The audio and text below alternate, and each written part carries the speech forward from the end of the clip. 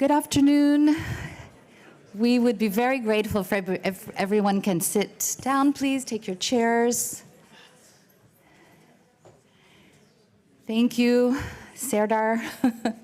Great. Good afternoon, ladies and gentlemen. I'm delighted to welcome you to the Ira Millstein seminar on the future of corporate governance and the 25th anniversary of the G20 OECD Principles of Corporate Governance. Now that everyone is seated, I think we can just kick off. This seminar is co-organized by the OECD Corporate Governance Committee and the Millstein Center for Global Markets and Corporate Ownership at Columbia Law School. To open this event, I'm pleased to invite Mr. Masato Kanda, Special Advisor to the Cabinet of the Prime Minister of Japan and Chair of the OECD Corporate Governance Committee, to provide welcoming remarks. Mr. Kanda.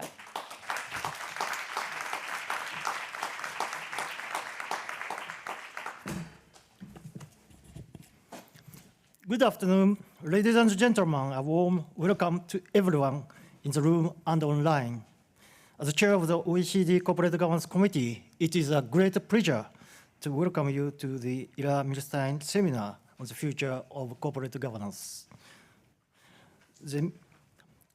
I'd like to start by thanking the Ira Millstein Center for Global Markets and Corporate Ownership at Columbia Law School for co-organizing this event with us. The Millstein Center, which Ira Millstein founded in 2005 and where he taught, is a center of excellence for the study of markets and cooperation. It is a privilege to be joined today by three privileged representatives of the center. I'd also like to welcome John Prenda from the Financial Times. John is an old friend of the OECD Corporate Governance community, and I'm delighted that he will provide today's keynote address.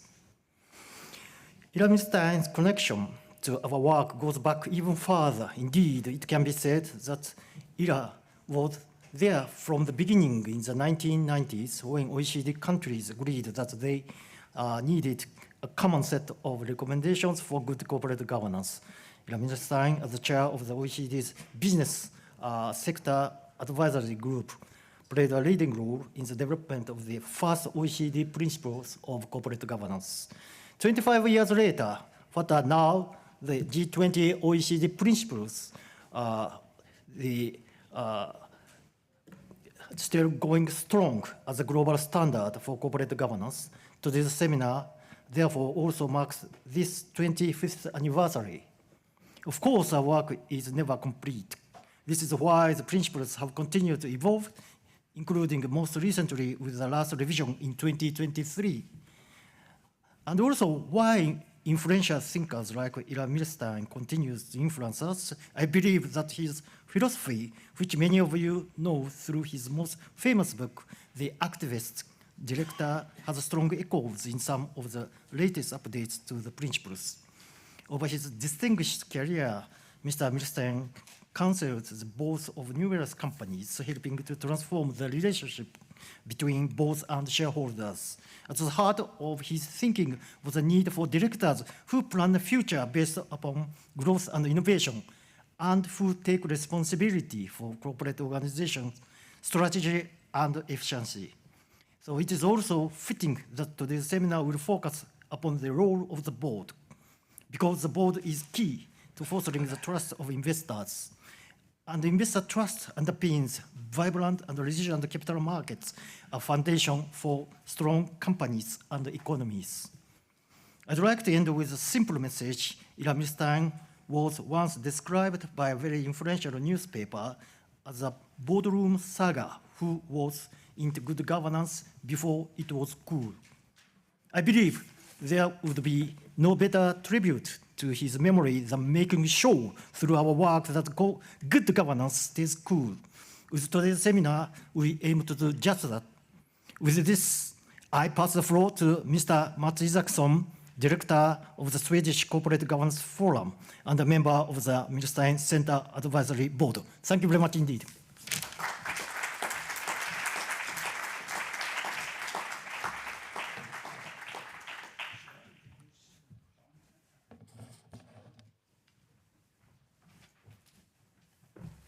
Thank you, Mr. Kanda. I'm at the wrong meeting because I've been asked to talk about the past of corporate governance, not so much about the future. But I will try to do a bit of both, and I'm very honored by the opportunity because, as some of you know, I've hung out with Ira for a long time, and it was in 1997 when I called Ira, and I asked him if he wanted to head an OECD business sector advisory group on corporate governance.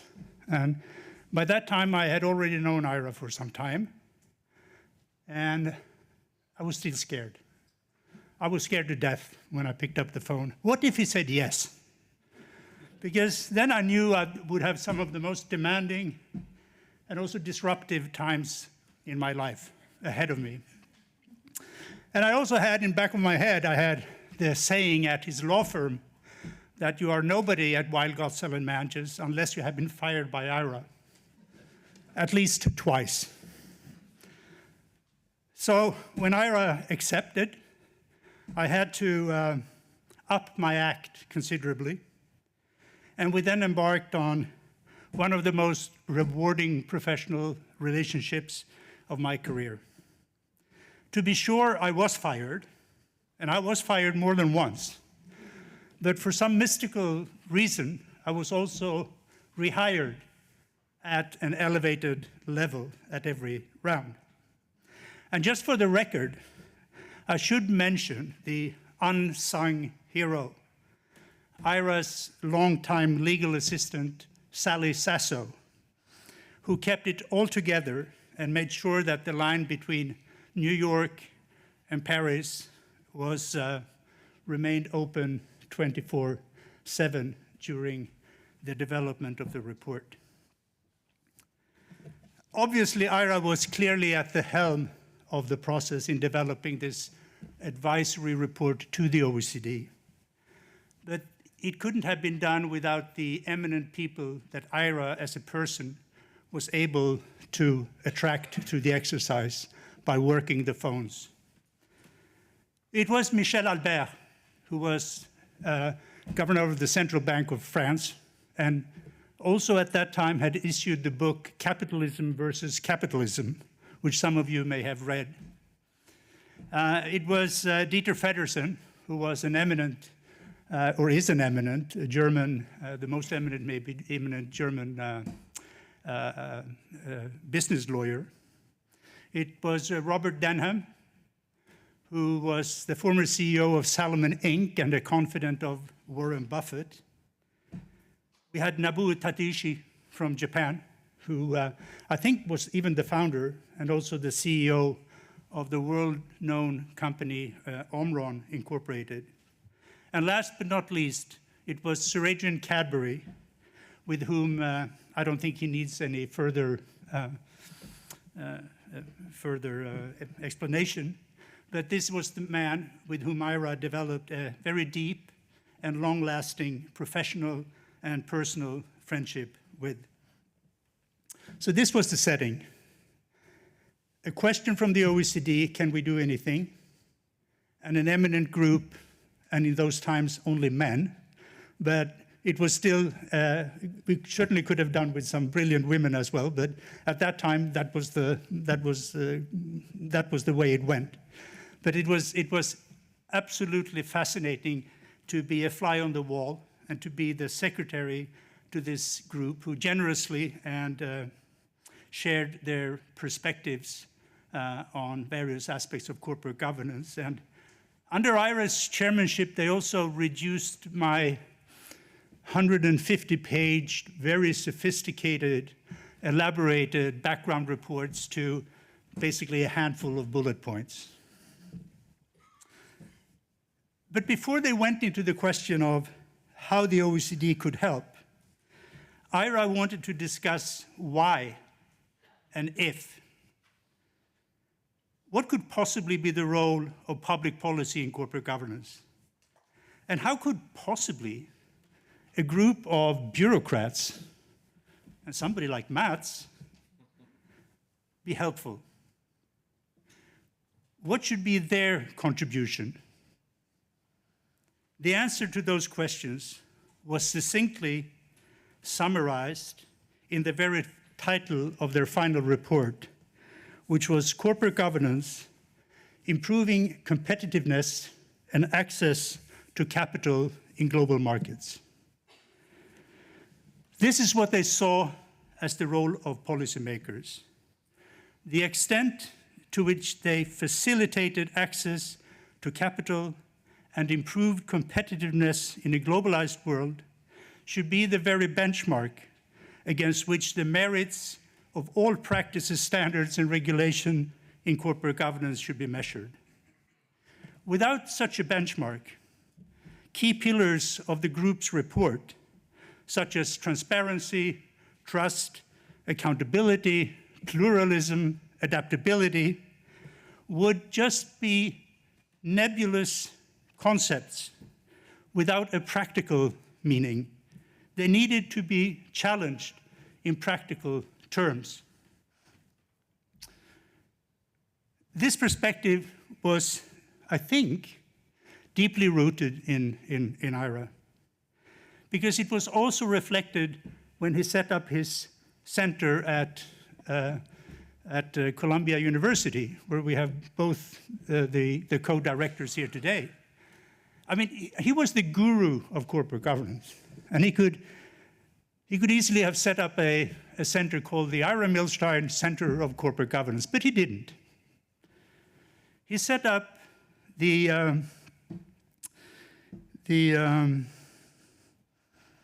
what was the name of it now? He established the Millstein Center for Global Markets and Ownership, which is dedicated, and I quote, to the wide array of issues facing corporations and the capital markets today. I think that just mentioning it as corporate governance would have been too vague for Ira. It wouldn't have satisfied his need for deeper inquiry and understanding of how our economies actually work and how we can help them to work better. So as much as this seminar is dedicated to the legacy of Ira Millstein, I really want to compliment the OECD and this very committee, who took the advisory group's message to heart as the basis for developing what Mr. Kanda mentioned as the OECD principles of corporate governance. With this approach, the OECD actually managed to make an original and a useful contribution to public policy analysis in the area of corporate governance. So it's not out of luck that it has become the benchmark also for international organizations such as the World Bank, the IMF, the G20, the Financial Stability Board, et cetera, et cetera. It is also used by governments all over the world today as a guidance to develop the regulatory framework for corporate governance. And the committee, the OECD Committee on Corporate Governance, is now the custodian of one of OECD's most important contributions to international standard setting. An important reason for this long-standing status is that through all the fads and fashions that come and go in corporate governance, the OECD has remained faithful to evidence-based policymaking that improves rather than disrupts the functioning of markets. Occasionally, there have been commentators who say, and looked upon this as being a bit conservative. You're conservative. And I promise you, I mean, Ira and I spent hours and hours, days and days in his study up in Mamaroneck discussing this. Are we conservative? And I can assure you that, and anybody who knows Ira know that there is not a hint of conservatism in Ira's thinking. Nobody understood and embraced change more than IRA did. But a long life in business and in public service had also taught him everything about the DNA of markets and of politics. And as circumstances change and new needs emerge, reliance on a few time-tested principles of law and economics is not a bad thing. It will help you adapt in the right direction, and it will also help you avoid the costs of short-term populism.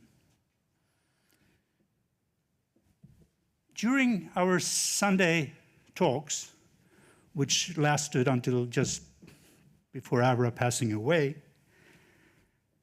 he remained very interested in the work of the OECD. And he was truly excited when I reported back to him about the progress that had been made under the chairmanship of Mr. Kanda and the secretariat headed by Carmen Dinoya and Serdar Celik. So I can't think of any better way for the OECD to honor the legacy and the contribution of Ira Millstein than the good work that this committee is continuing to put out. Thank you very much. And now, applause first.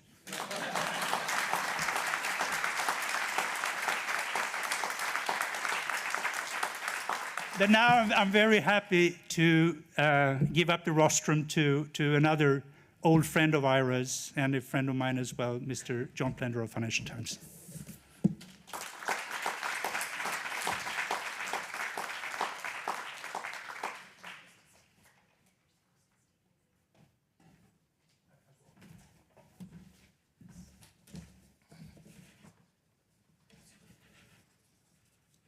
Well, good afternoon, everybody.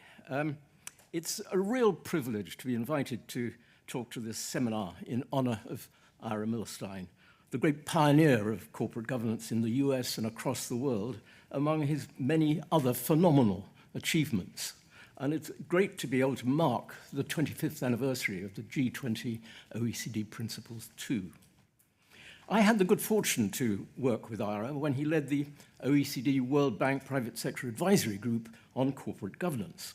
We traveled the world to make the case to policymakers and business leaders for better governance, starting soon after the Asian crisis, the Asian financial crisis in 1997-98,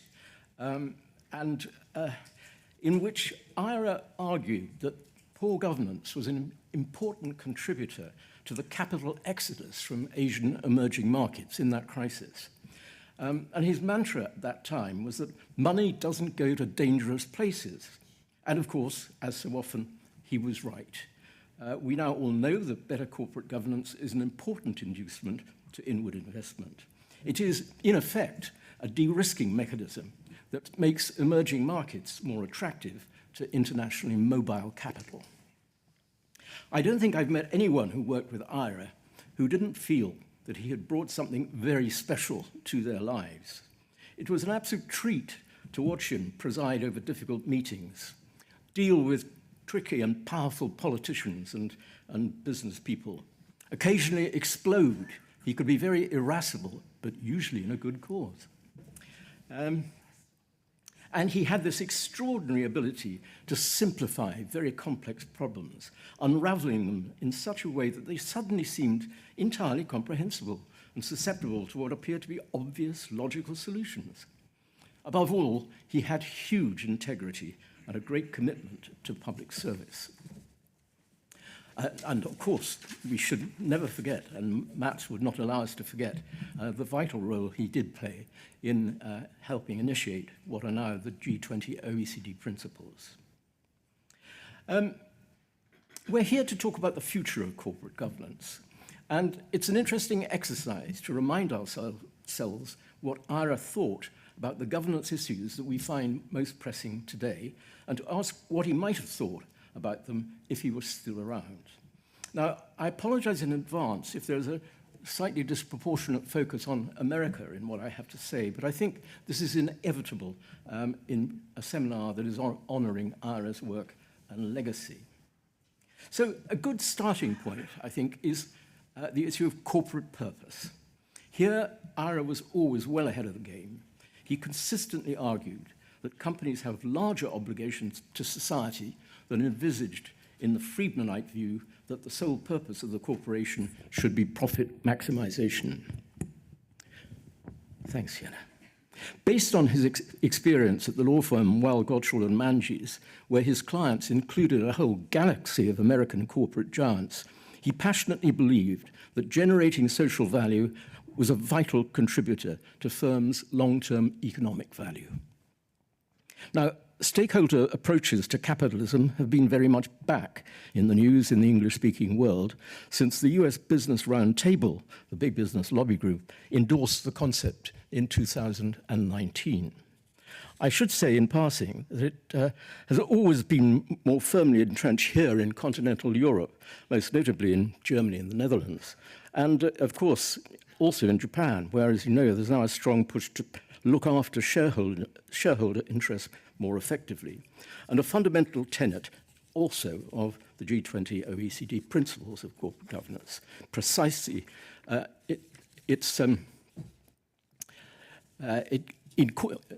principles incorporate the need to take into account the interests of all stakeholders.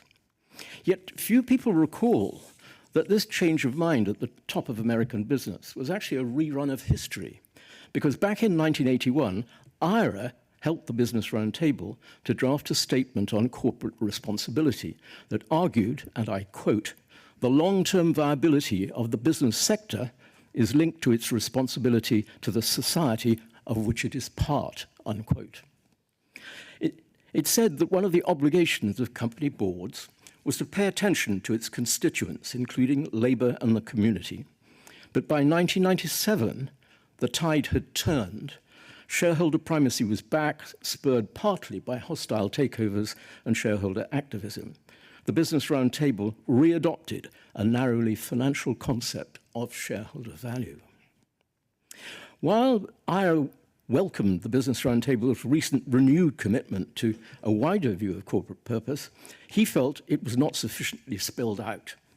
Or, as he characteristically put it to the Wall Street Journal, it was wishful thinking, not meat and potatoes. And sure enough, the commitment has proved lukewarm. In particular, many fossil fuel-intensive companies are retreating from their commitment to the transition to low carbon. So too with big institutional investors like BlackRock, where Larry Fink recently trumpeted a commitment to stakeholderism and the environmental, social, and governance agenda known as ESG. He then backtracked as a political backlash built up, carrying with it the threat of the withdrawal of Republican state pension fund mandates from ESG-friendly fund managers. This is paradoxical, given the sustained and enthusiastic build-up of private investors' stake in ESG funds. We should note that since the days when IRA was advising the Business Roundtable, there has been a step change in this debate. Back then, it was all about direct stakeholders, namely customers, employees, suppliers, and the government, as well as shareholders. But with global warming and the Paris Climate Agreement of 2015, we have to think about indirect stakeholders who are affected by companies' environmental impact, including future stakeholders, our children, grandchildren, and great-grandchildren. This raises additional questions, I think, about long-standing concerns relating to stakeholder accountability, the difficulty of holding management to account when it's required to pursue multiple goals, especially when market prices and company accounts don't fully reflect the social costs of externalities such as environmental pollution. With decarbonization, these externalities have to be internalized. The lives of fossil fuel-intensive assets need to be shortened for depreciation purposes, and depreciation charges need to be adjusted, along with asset write-downs, to align with emissions reduction targets. Stranded assets need to be identified and properly accounted for. In a patchy framework of sustainability reporting standards, many, perhaps most investors, believe that stock market pricing inadequately reflects climate change realities, and that problems of reliability and comparability in reporting remain unresolved. So the challenge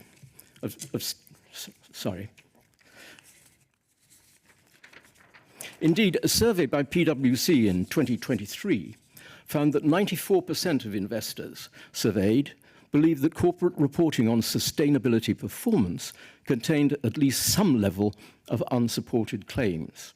In other words, there is a general suspicion that greenwashing is rife in fossil fuel-intensive businesses. That in turn raises questions about the effectiveness of the big audit firms in this area. And there are extraordinary differences in the investment practices of exchange-traded and other funds over what constitutes an ESG-friendly portfolio. There are likewise wide differences in perception on this score among the firms that rate ESG funds.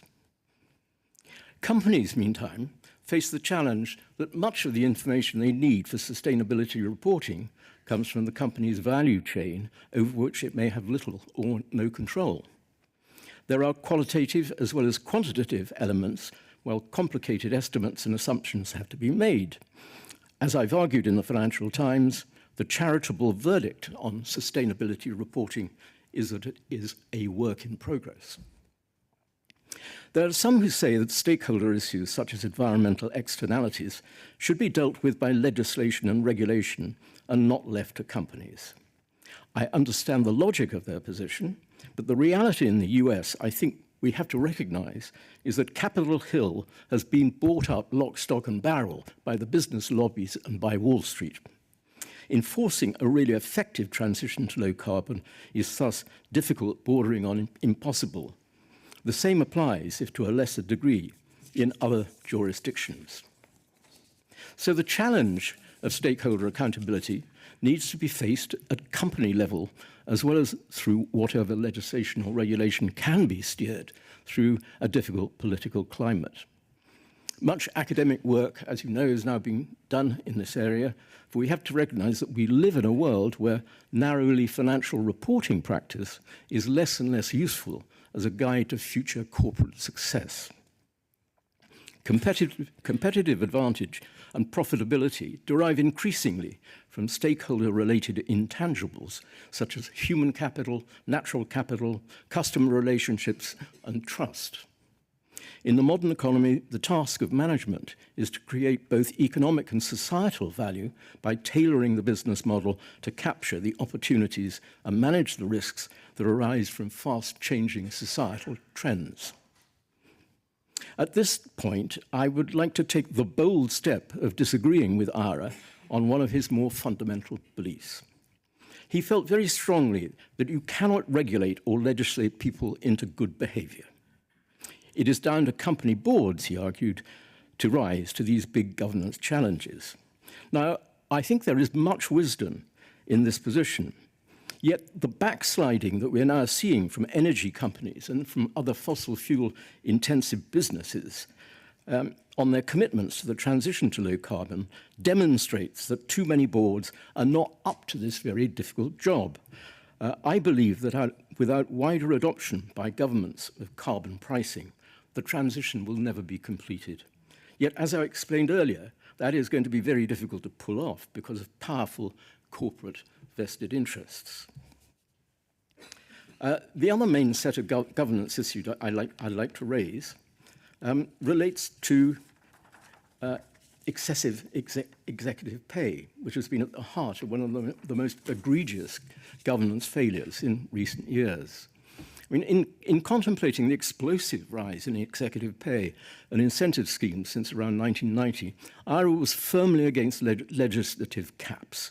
Rightly so, I think, because in the US, it was a move under the Clinton administration to put a limit on the tax deductibility of executive pay that led to the ballooning of stock option and performance-related bonus schemes. Ira urged that the priority in this area should be for compensation schemes to align incentives with long-term corporate objectives. He wanted boards that were attuned to sensible performance-related metrics and public sensibilities. This has manifestly not happened, especially in the US and the UK. I mean, take first the issue of public sensibilities. There is, in the US, a staggering inequality between the boardroom and the factory floor. According to a survey of 350 of the largest US quoted companies by the Economic Policy Institute, realized CEO pay, including proceeds from equity shares and stock options, rose 1,400% from 1978 to 2021. This compares with 18% growth in typical workers' pay over the same period. The same survey shows that the CEO to worker pay gap rose from 20 times in 1965 to 399 times in 2021.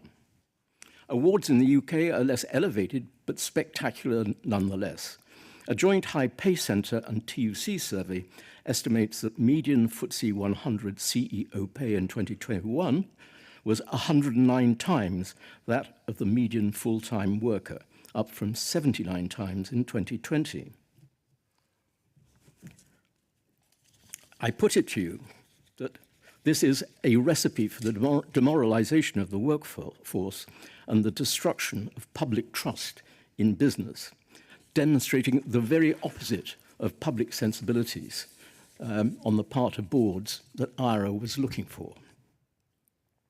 I would emphasize that part of the impetus behind the flawed bonus culture we have was questionable academic theory. Starting with the 1970s paper by American economists Michael Jensen and William Meckley. They quite rightly highlighted the lack of management accountability arising from the separation of ownership and control in quoted companies in the system of dispersed ownership. The difficulty arose from their solution to this principal agent problem. This was to align managers' interests with those of shareholders, the principals, by giving managers, the agents, a significant equity stake.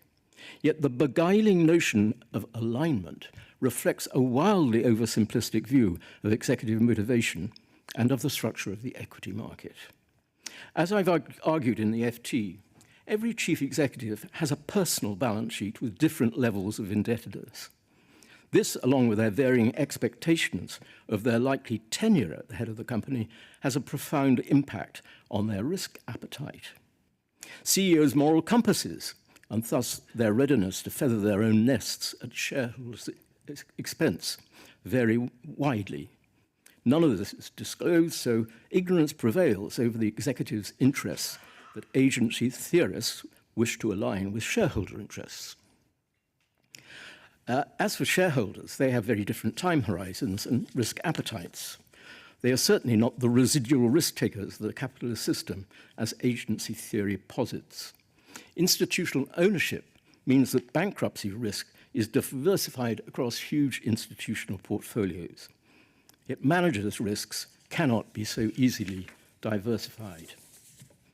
Equally problematic is that performance-related metrics are not sensible as I wish them to be.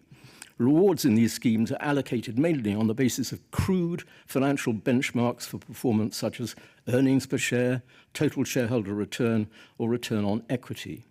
Yet reliance on a single metric to capture the complexities of corporate performance is patently absurd. Incentive schemes in which the share price is a key driver rarely distinguish between company-specific share performance and the movement of the overall market. Where they do distinguish, they may deliver unmerited windfall bonuses, as in the oil sector, where the Russian invasion of Ukraine sent CEOs' rewards through the roof, regardless of their personal performance. We should observe, too, that those metrics that rely on earnings per share can be easily manipulated, notably through cutting research and development and other expenditure to provide a short-term boost to earnings, or via share buybacks, which boost earnings per share while weakening balance sheets.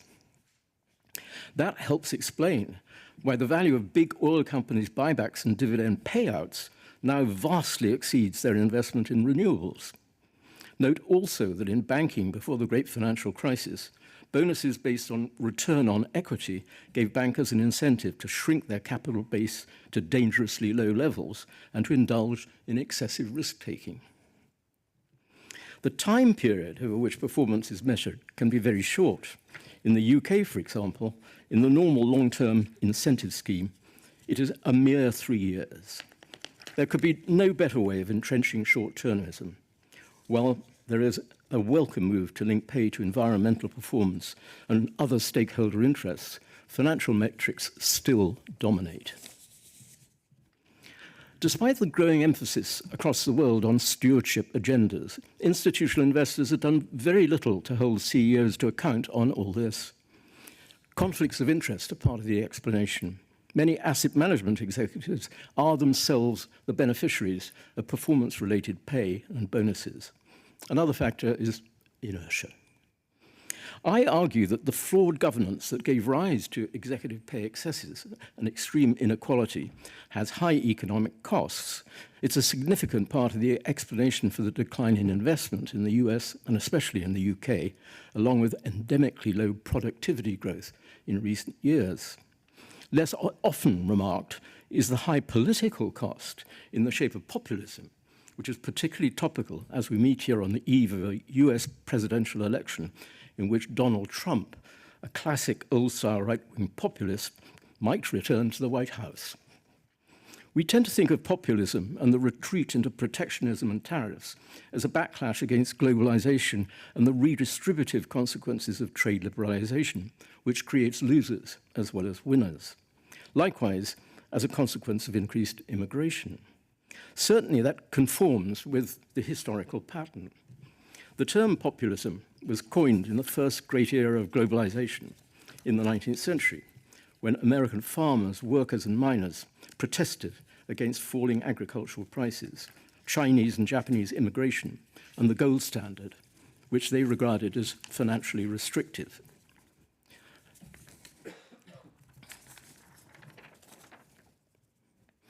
Resentment then was directed at Wall Street rather than at business more generally. And the populist firebrand, William Jennings Bryan, famously declared at the Democratic National Convention of 1896, "You shall not crucify mankind upon a cross of gold."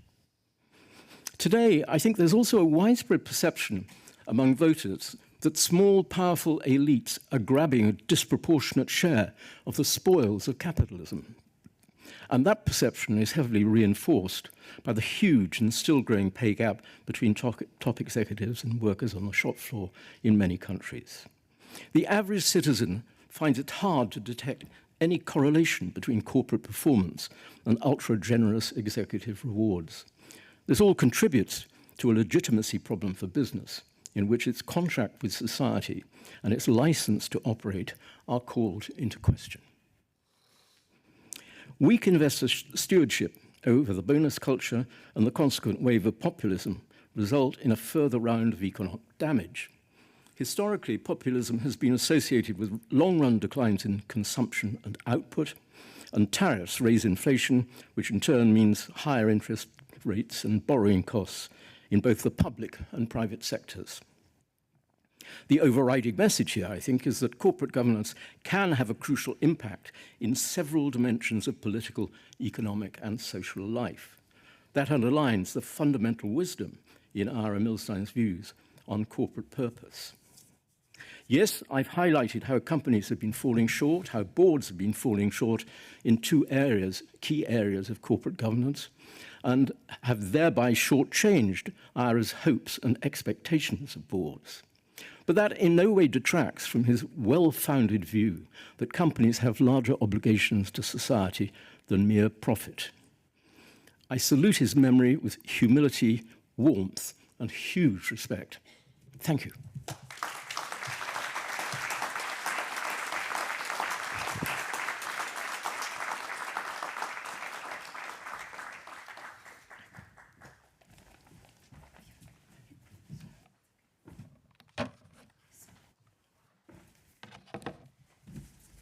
Many thanks, Mats and John, for your passionate and inspiring opening remarks. And now we turn to our panel discussion on the role of corporate boards in an era of increased expectations and risks. I am pleased to invite to the stage Dr. Carmine De Noia, Director of the Financial and Enterprise Affairs Directorate at the OECD, as well as our distinguished speakers, Ms. Marina Broggi, Jeffrey Gordon, Dorothy Lund, and Stilpan Nestor. Thank you.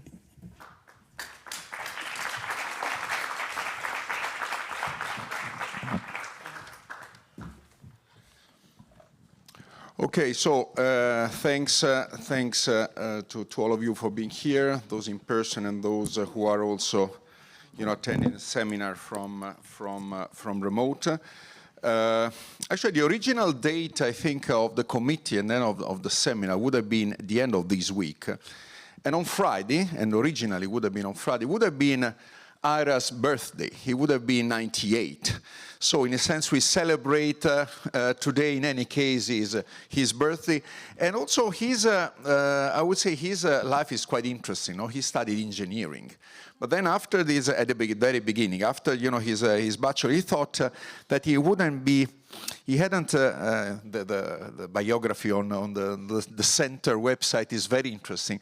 He wouldn't have really the head for engineering, for be a good engineer. So he got tried to get some advice. He got a course in law in the Bachelor of Engineering. So he went to the dean of the law school of Columbia, and then he said, "Oh, maybe you should study law." Then he did it, very successful, but actually not corporate governance, because for 30 years he was really a great expert on antitrust.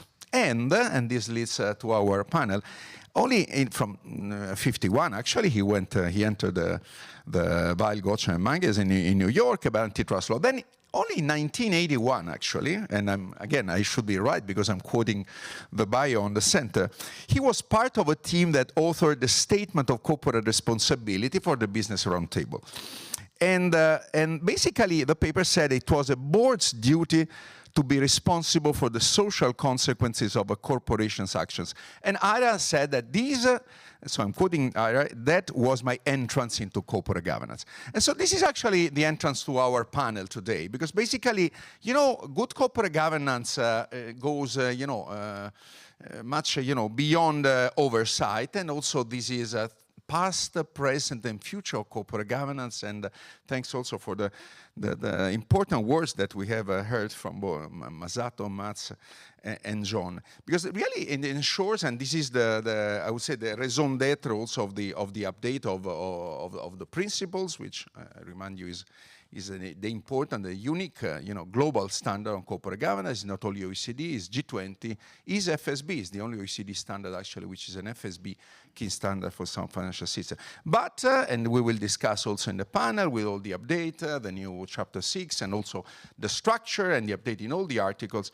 Really it ensures, good governance, that companies really operate transparently, and sunlight is the best of disinfectants, as Luis Brandeis was saying, but with a focus on sustainable long-term growth for the company, and this translates in sustainable long-term growth, for the society as a whole, as Ira would have said. So really fosters accountability, value creation, and trust. Trust with stakeholders, all of them, both shareholders, perspective and actual shareholders, but also all the others, while addressing environmental and social responsibilities. So really,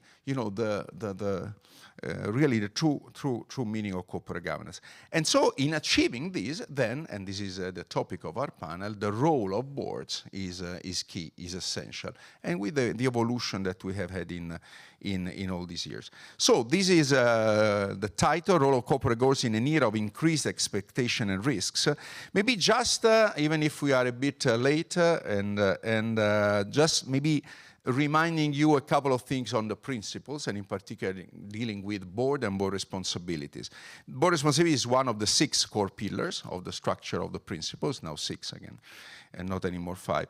And when the principles were updated, last year, but actually last year was the approval after a very well, a prepared process of the updating under the leadership of Masato, and building on the amazing work that Mats has done in all these years, Serdar and the others. And then I joined only to get some compliments at the end, but I was in the committee as a member.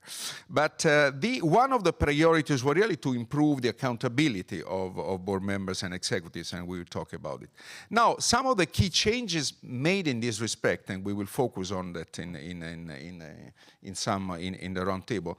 So, including to address the increase in scope and complexity of the issues that the boards are expected to manage. Now, first, the new recommendation reflect really the new the growing use of board committees, which is now you may think is basically standard, but remember these are global standards. And then we're discussing also before of the global outreach that we're having in many countries, much beyond the signatory of the principles. So they recognize the increasing role, of risk, technology, sustainability committees, because this is developing and the topics are there. But clearly emphasize also flexibility in the establishment, which is the flexibility and proportionality is one of the big issues of the principle. Second, also they emphasize the responsibilities of boards in risk management. And these includes, digital security risks. We were also discussing at lunch break, and then risk management for company groups. And company groups is a very important issue. We know all companies in a group, also for the OECD, also for other areas of the work in the house, tax to say the least. Third, they recommend that the boards consider stakeholder interest. Okay, we didn't go precisely, we don't want to enter the formal debate on the purpose of cooperation, but I think you tackled, because the principles is your work very well, I think, that how to take into account stakeholder interests when making business decisions. And so in the interest of a company long-term success and of its shareholders, so there is no contradiction really. Fourth, they fully consider all diversity criteria, not only maybe the traditional one, the gender, but all the diversity criteria in board composition and senior management, not only board. And recognize the value of gender diversity, key issue, and we also, when the principles, were updated, evidence-based, and Mats Isaksson was saying, we like to do this, and evidence-based means there are papers supporting, with all the data, supporting all the modifications, including on that. Fifth, they recommend the use of safe harbors for management and the board members' actions, such as a business judgment rule, okay. And finally, they provide additional guidance on remuneration, notably on the disclosure of remuneration levels and the use of sustainability indicators, and we have been discussing. So these revisions are highly relevant for our discussions today, which we will focus basically on areas such as how various board structures support effective risk management, the evolving roles of boards in managing climate-related risks, and also a thought today still goes to the population in Spain. And so responding also to changing societal expectations, and also potential updates to legal and enforcement frameworks for board responsibilities in line with the principles. Now, we will have a very rich and very diverse also panel. We have Jeff Gordon, Richard Porrick, professor of law, but a co-director of Millstein Center, Columbia Law School. Marina Brogi is full professor of international banking and capital markets of Faculty of Economics of University of Rome La Sapienza, where also I'm from.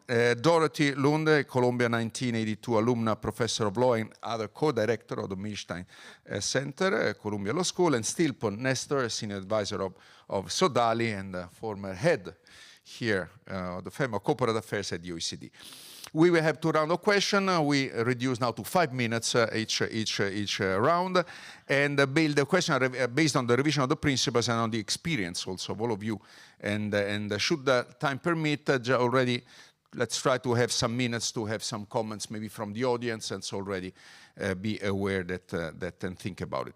Now, maybe start with Stilpon also in a sense, and all of us in different ways have been a sort of testimony of this long, path which led originally to the principles, and this has been mentioned, and I also look at Rolf Skog here and all of you, Mats, but also, we have seen that the principles were also were born in a context maybe or more geopolitical stability, completely different timing. Support for globalization was strong, and an optimism maybe about technological progress was much higher. Today, situation is a bit different. So, still, given also your also international experience, what the responsibilities of the board, given this changing, panorama, has been changing in these 25 years. Stilpan.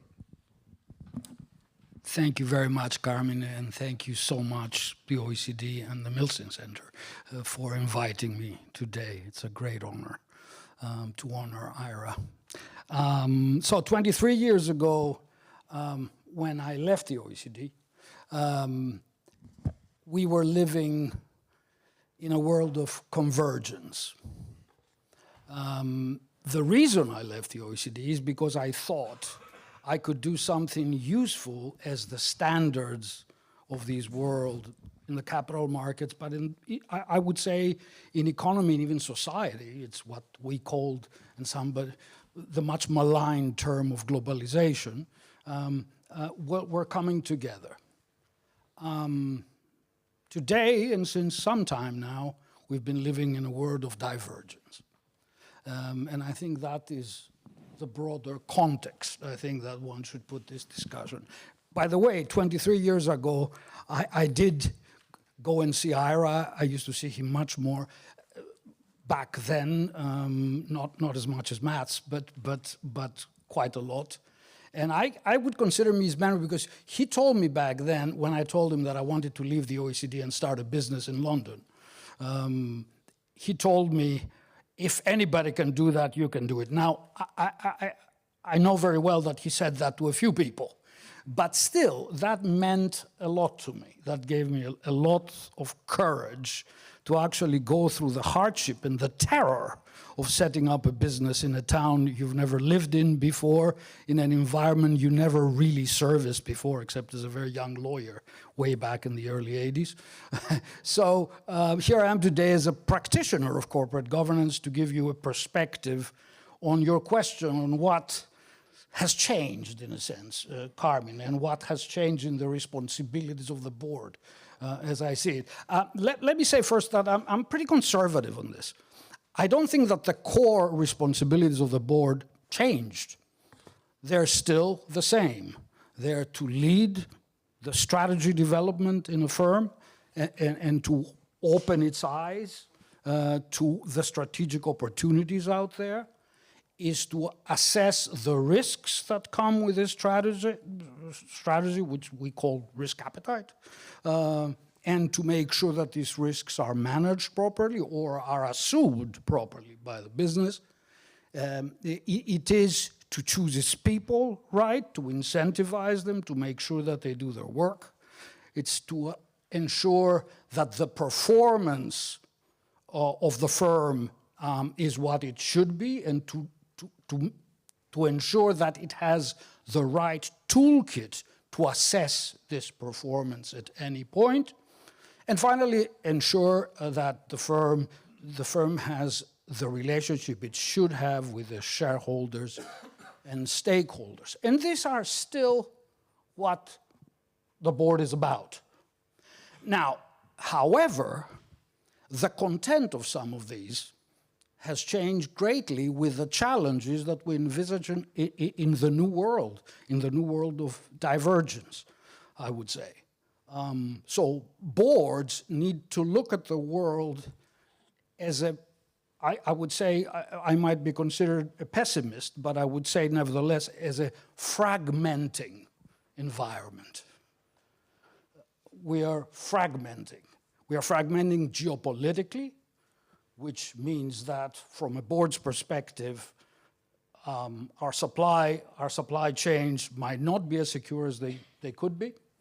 We're fragmenting politically within our countries and jurisdictions in the OECD, very much so, as the current election in the US kind of proves, which means, again, that the risk that we run by adopting policies that are not liked by a political party are risks that become risks for the corporation. And everybody has seen what happened to BlackRock recently. And we're fragmenting economically. We're fragmenting At the trade level, we're fragmenting at a capital market level. And we haven't seen nothing yet in this front because capital markets are now weaponized. That is the first thing a board needs to see. It needs to see what's happening on the risk side with this, and that's the second challenge. And the risk side has to do, I think, with what two English academics, Mervyn King and John Kay, called radical uncertainty, to describe a universe where most of the uncertainty we faced cannot be addressed by probabilistic means. We do not have, what was the past is not very useful to look at the future. So that's another thing that boards need to do. They need to devise things other than your value at risk in banks or that to look at the future. And we saw this. The third one is, of course, a different funding market around us. Public markets have plateaued or waned, some would say. Private markets have sprung up, both in debt and in equity. The growth of private markets in equity has made it that some of our original corporate governance ideas that we debated with Ira back then and are embedded in the principles might be less relevant today. Ira talks about activist directors. Do we need activist directors when the owners are on the board? Who could be more activist than an owner? The fourth one is, of course, sustainability, and I will not delve too much into it. John spoke a lot about the externalities game, and that's where we are.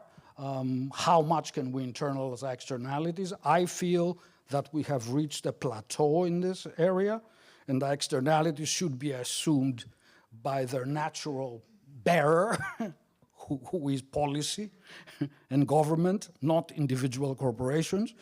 And there, both, I see that this fatigue, if you want, both by investors and by the companies themselves. For regulators and the government, I don't want to go into too much in this. I have two more. One of them is the elephant in the room, it's technology, but I won't speak to it now because we will discuss it later. The other one is what I would call a cultural deficit.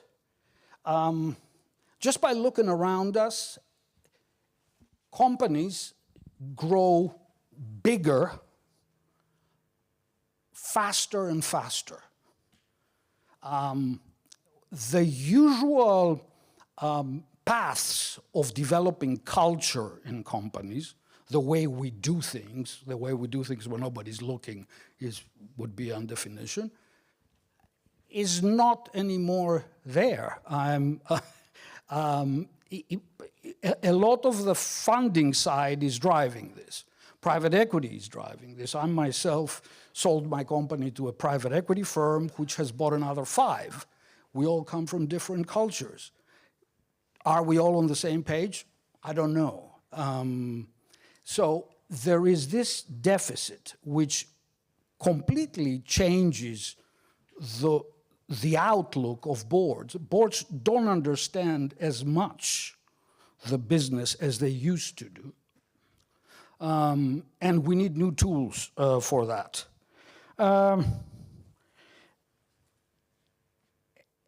One last point. Quick. Very quick. All of this might require new competencies at board level, which is a very important issue. I hear a lot of noise around me on this. I hear people saying, oh, we need more experts on this and more experts on that and more experts on that. But boards, good boards, were never about experts. Yes, in the run-up to the financial crisis, we have big banks which were directed by boards that had no clue about the business. I'm not talking about that. But do we really need technologists on the board of banks?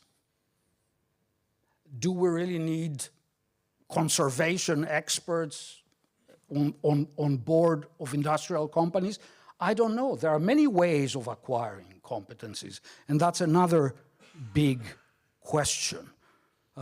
We might not mean membership, but we might need a lot more training. Might need a lot more free time for the board.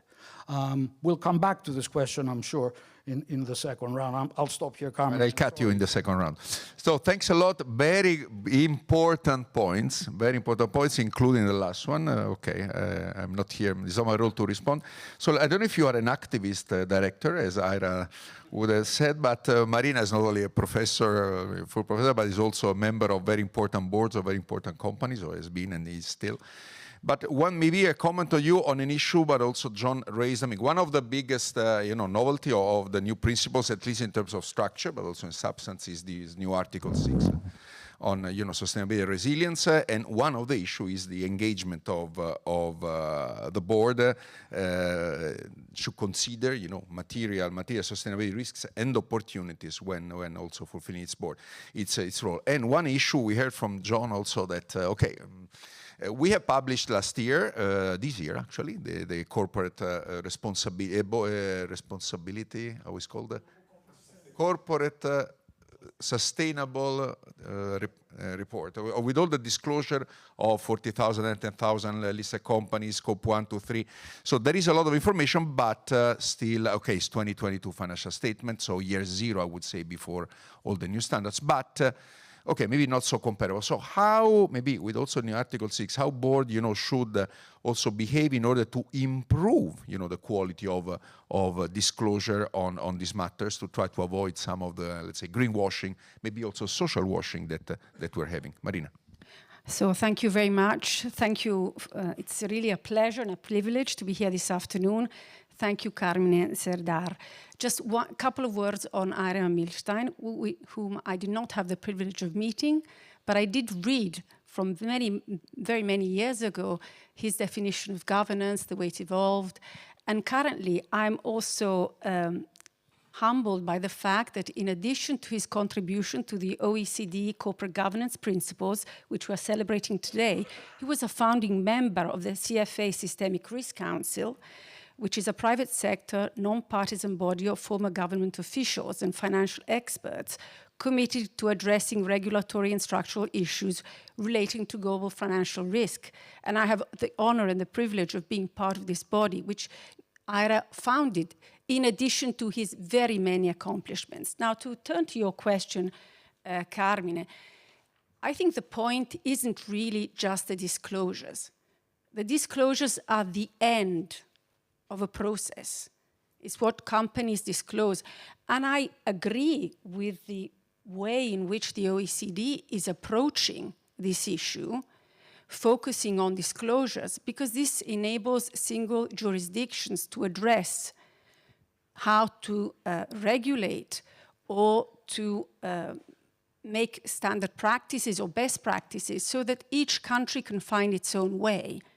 And let me also immediately talk about the fact book, which complements the principles. From 2014, the OECD has been issuing a fact book, which again, very wisely, enables jurisdictions to understand progress all over the world. So the complementary, on the one hand, the principles, and on the other hand, the fact book enable all countries to improve corporate governance, because we know that governance is a moving target and new challenges emerge, even though I agree with Stilpon that actually I think the way in which boards should function, the responsibility hasn't changed. The outside world has changed, but the way in which you should conduct what you do is similar. So ideally, you need disclosures to improve, but especially you need management to improve. So why is it, what is this, my stance on this? Basically, you measure what you treasure. And if the market treasures environmental, social governance aspects, then companies will tend to disclose those. And I think it's very, very important that the OECD has added this focus. And if I look at my experience, the main challenge initially, how can the board contribute? The board contributes by making sure that management measure correctly the ESG factors and actually prioritize correctly. Because of course, in boards, you can't do everything at once. You don't have the money to do everything at once.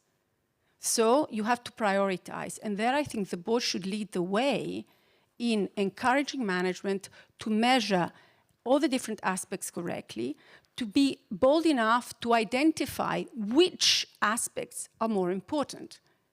I remember, it was been 6 years ago, I was invited to Brussels. It was before the EU had a specific taxonomy.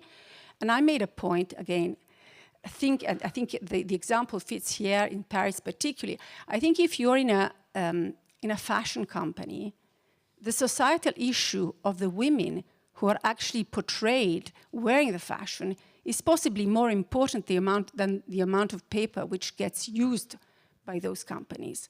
So I think that boards should be bold enough to identify which are the priorities, which are the things in which we can really make the difference. And industry aspects are very, very important. Now, of course, there are great differences around the world. If I look at the fact book regarding this very aspect, you see that the top companies, which represent an important amount of the market cap, do disclose sustainability targets and do disclose how they're progressing on this. However, if you look at the numbers of companies, they're much less relevant. So there, again, I think one of the challenges is how do we manage to make sure that all companies have the right focus on sustainability? If I focus for one more second on Europe, the 2022 Corporate Social Sustainability Reporting Directive requires EU companies to adopt the European Sustainability Reporting Standards. They comprise over 1,000 data points. What do boards need to do right now? They need to understand which of those 1,000 data points are really the relevant ones, not just for the disclosures, but also for actual management of the company. And on this, I will end this first round. Thank you, Marina. Actually, Marina, last week I was stuck at home with COVID. And so I could not attend in person a big conference, 50 years anniversary of CONSOB, of the Italian Securities Commission, which I was a commissioner. So she didn't know I was attending online. I have to say she's one of the greatest ambassadors of the OECD, of the fact book.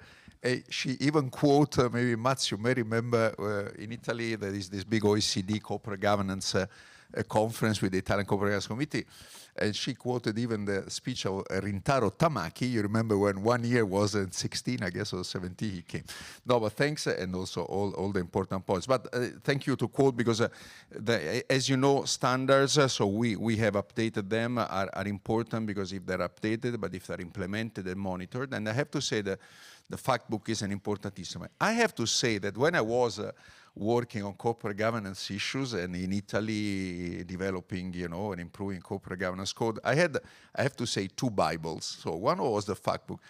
And I have to say that Weil, Gottscham, the mangas, they were publishing, because IRA was pushing for this yearly, I would say, book update on all the board functioning in many, many, many countries. And this was an essential instrument, also corporate governance rule, that I was using. So I remember these very. I still have all these editions. I don't know if still the law firm is doing. Okay. Now, one of the changes, I have to say, we are coming, you weren't in our committee, but we have also a very fruitful discussion today on many also of these topics. And in one of the discussions that we had, we also were, again, reminding all of us that one of the most significant changes in capital markets since maybe the first edition of the principles, is the increase on the size of passive asset management. According to our analysis, the largest 20 asset managers currently manage 53 trillion, 34% globally. And so there is a passive and also investing more and more, let's say, in large companies. Then also, as we know, there has been a lot of exit from, right or wrong, from public markets. So a lot of money going also on a smaller number of listed companies we can discuss at length, maybe crowding out also SMEs or real economy. But how, let's say, this higher concentration of assets under management changed the role of the board of directors? And Dorothy, to you. Okay, thank you so much. It's wonderful to be here discussing these hugely important issues, and also thinking about Ira and his incredible legacy. And it's also really nice to have a break from refreshing the latest polling data on my computer. So thank you for all of it. So you're exactly right that I think one of the most remarkable features of our modern capital market environment has been this rapid accumulation of assets by these largely passive asset managers. And so when I say passive, I am typically referring to ETFs and index funds. And we've seen investors favoring these funds more and more. And as this has happened, equity markets are really consolidating in the hands of just a few asset managers. And so I'll give you another figure to give you the sense of this. So as of 2022, 3 firms in the US, BlackRock, Vanguard, and State Street, held about 20% of the US equity market. So these, they're known as the big 3. I will refer to them that way in these remarks. And the big 3 have already proven to be really pivotal deciders of corporate elections. So I want to tell you a little bit about what we've seen, and then I'll tell you what I think is maybe on the horizon. So, as we saw this development, this rapid growth of these largely passive asset managers, there was a big concern that this would lead to too much freedom for management and boards from shareholder interference. The idea was these passive funds, they don't only adhere to a passive investment strategy, but also they take a passive approach to corporate governance. And I'll give you some more detail on this point because I think it's important. So passive funds, they seek to match the performance of an index. They're not trying to outperform it. So they lack a financial incentive to ensure that the companies in their broad portfolios are well run. They also face an acute collective action problem because any investment in improved governance at one of the companies in the portfolio is going to benefit their rivals as well, and only that intervening fund will incur the costs. This is exacerbated by the fact that these passive funds aren't generating firm-specific information as a byproduct of trading. So they would have to expend additional resources to identify underperforming firms and evaluate interventions proposed by other investors. So for these reasons, I and other scholars predicted that we are going to see passive investors not investing in information and monitoring that would benefit companies in their portfolios, and that the overall result of this was going to be an increase in agency costs across the market. The largest shareholders would be uninformed, they wouldn't be engaged, and then even worse, the activist investors wouldn't be able to prevail in their proxy contests and their activism because they wouldn't be able to rally the support of the largest investors. And it soon became clear that this tracked real-life practice. So the passive managers weren't paying close attention in proxy contests. They weren't engaging with companies with any real frequency. Instead, they were taking a one-size-fits-all approach to corporate voting. Then, around 2018, we saw something surprising. The big 3 start to flex their governance muscle by supporting ESG shareholder proposals with greater frequency. And this led to some surprising upsets for corporate boards. So you may have heard of the Engine #1 proxy fight at ExxonMobil. This campaign succeeded. Engine #1 seated 3 directors to the ExxonMobil board, despite the fact that the fund held 0.02% of Exxon's equity. And so but they succeeded by arguing, well, our slate of directors is going to focus Exxon on reducing its carbon footprint, and for that reason they were able to succeed because they secured the support of the Big Three. So this was the high watermark, I think, for the Big Three's governance activism. And as we've already heard from John and others, this political blowback started after this moment. So specifically, red state politicians began to target the Big Three and push their state treasurers to stop giving them money to invest due to their stances on these ESG issues. A group of senators even introduced a bill that would have required passive funds to pass through their votes to their ultimate investors, which is actually something that I had proposed in a very different form a few years earlier. So what happened after this? The Big Three did two things. So as John mentioned, they retreated back to their passive and management supportive stances. And the second thing is they took steps to voluntarily reduce their voting power by expanding their pass-through voting programs to retail and institutional clients. So today, each of these asset managers make voting choice available to investors, and this allows investors to cast their own votes, to take back the votes from the Big Three. So the way that this essentially happens is that they can either opt to choose their own votes for certain institutional clients, or they can choose between various menu options that are created by third-party proxy advisors. So at BlackRock, if you are an investor, you can choose between the ISS benchmark voting policy, a sustainability policy, a socially responsible investment policy, a Catholic faith-based policy, a public pension fund policy, and a global board-aligned policy. So this brings me back to the present and the message for boards of directors today. So on the one hand, I do think that we will see these passive asset managers continuing to play a passive role in corporate governance. They're going to be supportive of management in the absence of extreme circumstances, and we've seen this bear out in the past few proxy seasons. On the other hand, as these pass-through voting programs expand, we're going to see greater influence of third-party proxy advisors who oppose management much more readily. And so we may see a decline in support from management and less predictability in voting contests. And of course, we will see third-party proxy advisors playing an even greater role in influencing board decision-making. Thank you. Then we could reflect on the role, really, why then investors, maybe institutional or retail, then they should go to asset managers, if then they also have to decide how to vote. But this is very, very interesting.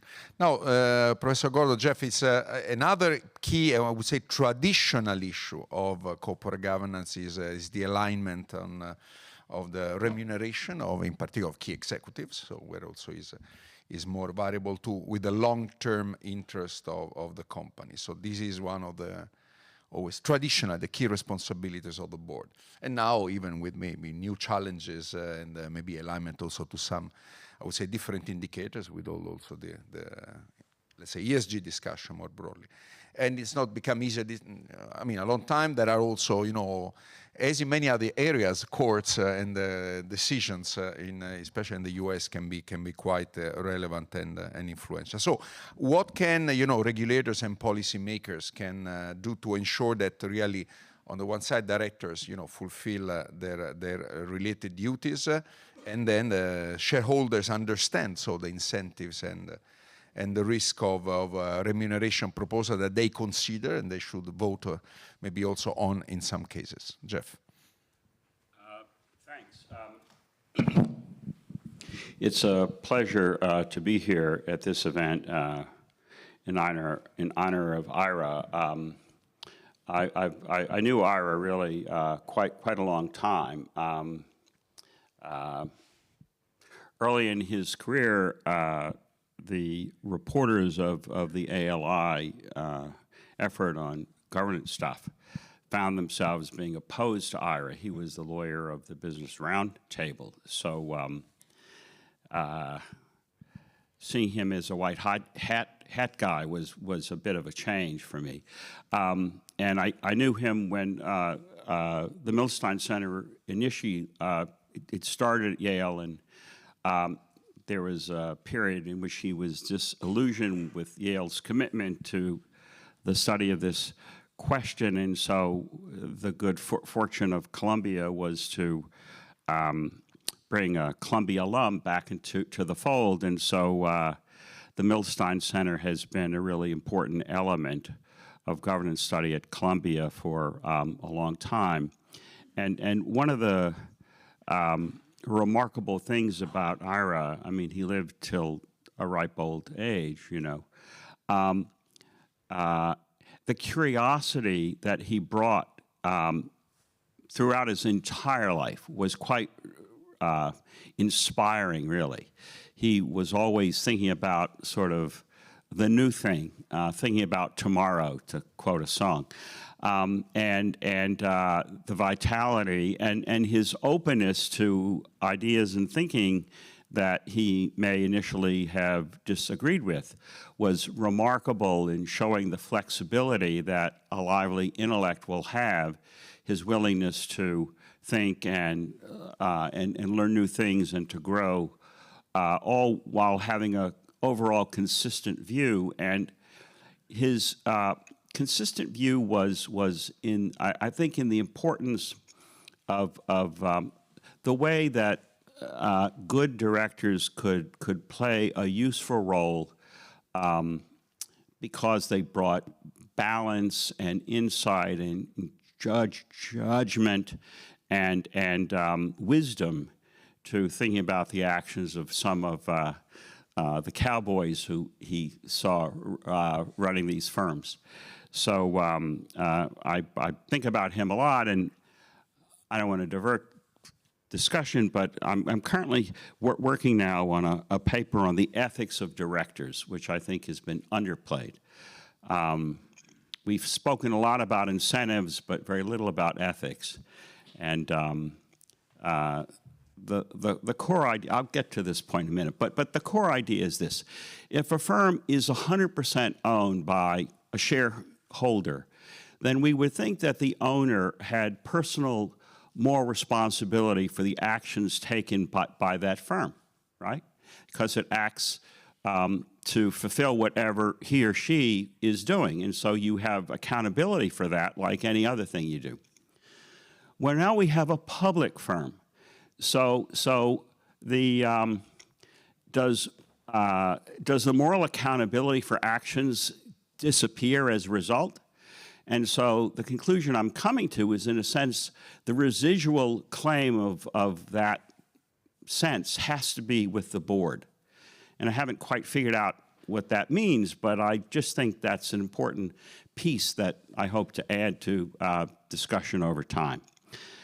Getting to executive comp. So I think, you know, the history here is really important. This is a US-focused thing. So it was, you know, in the 80s, the old days, basically executives received fixed pay and the performance base was bonus. It was all cash. The 90s worked a very big change to a shift to stock options and other forms of stock-based pay. And the reasons for this were two. First, the institutional investors, rather put off by the management's resistance to premiums, unsolicited bids, wanted greater alignment between the management team and those of the shareholders. So stock-based pay, so stock options achieved that. That's one. Secondly, we had the surge of internet firms who had no cash, so of course they had to pay in stock options. So that was an influence. Third, the then prevailing accounting rules did not require the expensing of plain vanilla stock options, those that essentially the exercise price was the grant date price. So the stock options were free, so why not give those out? All right, so now we get to 2006 or so. Couple of things. First, the accounting rules change, And now the stock options need to be expensed. But what that does, it means that instead of being limited to plain vanilla, we now begin to see stock option and stock-related pay design that build in increasingly high-powered, performance-based incentives. So there is the grants themselves are performance-based, the exercise price are out of the money. So part of what the stock option, part of what the accounting rule change does, it means that the form of stock-based pay is going to be increasingly high-powered and linked in increasingly high-powered ways to increases in shareholder value. So that's one piece.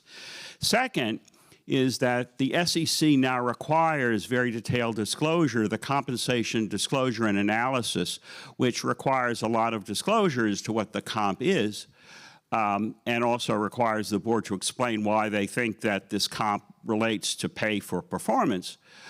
Maybe that's a good thing, but it also now reveals all the strategies that every firm is doing, and so you get what a colleague called a giraffe effect.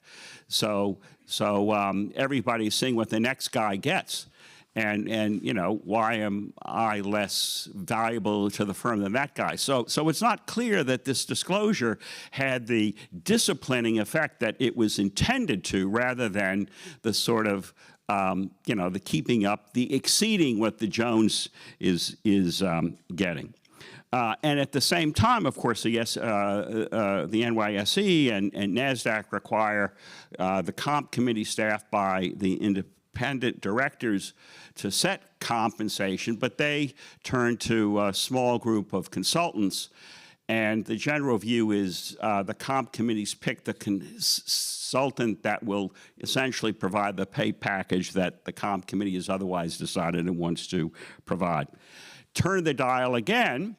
So Dodd-Frank in 2010, a couple of things. First, there is the requirement of say on pay, but it's voluntary. The institutional investors insist on an annual sorry, it's not voluntary, it's advisory. Insist on the annual vote, but it's an advisory vote. Nevertheless, it has some constraining effect. If the comp package gets voted down or gets a negative vote of 5 to 10%, then that's very significant. Recently, there have been efforts to tie ESG to, goals to compensation, but that's not been very successful. Essentially, management always achieves those goals, which suggests that they've been negotiated in advance before they're put in the pay package. And lurking in the background is this. A successful CEO maybe has an outside option of a PE firm in which the amount that he or she can receive is just a lot more. So the compensation structure in the United States is really set up for high-powered performance, and it's delivered that result. Some of the associated elements of it,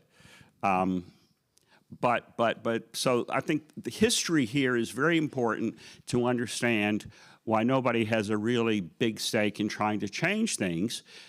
Dodd-Frank required the FINREG agencies to come up with compensation rules for bank executives. Dodd-Frank was adopted in 2010 and is now 2024. The rules required unanimous vote of all the FINREG agencies. It's been, you know, almost 15 years since Dodd-Frank was adopted. Those rules have yet to be adopted. So that gives you some flavor of the resistance to measures that would constrain executive comp in the United States.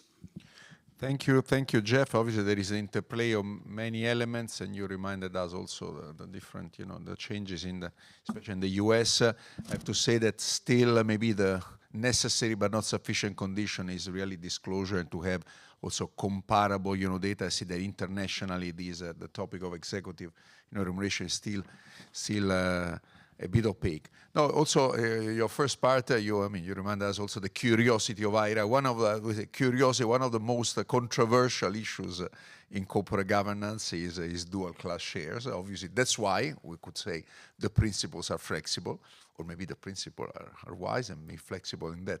But this is the issues that, and again, in the US, I would say rule, but also decisions, how this issue is tackled, in terms of then the board decision, board responsibilities when, facing these, I would say, sometimes even complex, financing structures, but these different, different kind, let's say, dual class shares to be in a general terms. Dorothy.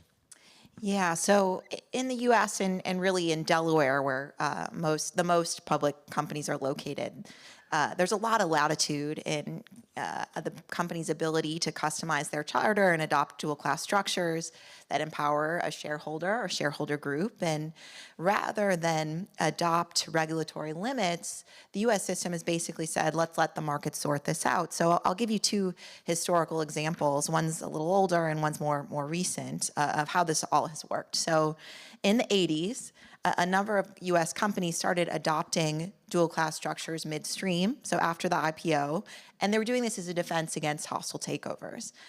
SEC jumped in, said this is now legal under our new rule 19C4, which basically said stock exchanges are prohibited from listing the stock of a corporation that utilizes a dual class structure. This rule was overturned. It was challenged and overturned in court. And the court said the SEC has gone past its authority. After that moment, the US stock exchanges took matters into their own hands and essentially adopted this rule, said, this is our new listing standard, is that we can't, there cannot be midstream reclassifications. And that was enough to pretty much put an end to the practice. But companies remained free to go public with dual class shares. But this practice remained really controversial. So scholars and investors said dual class is going to lead to increased agency costs and business efficiency over time because you're creating a wedge between ownership and control. Okay, so this brings me to my second example, which is more recent. So in the past decade, we've seen a surge in the use of dual class stock in technology company IPOs.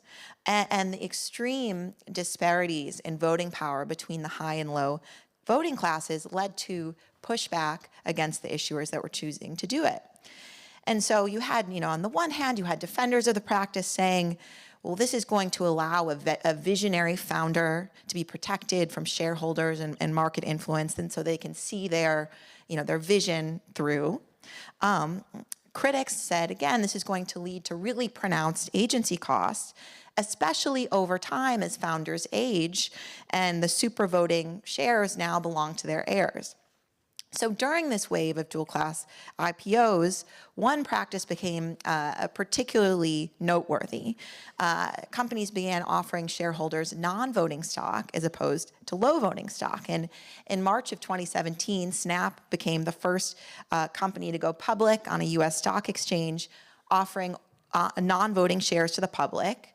This would have ensured that the two founders, both of whom were in their 20s, would have perpetual control over the company.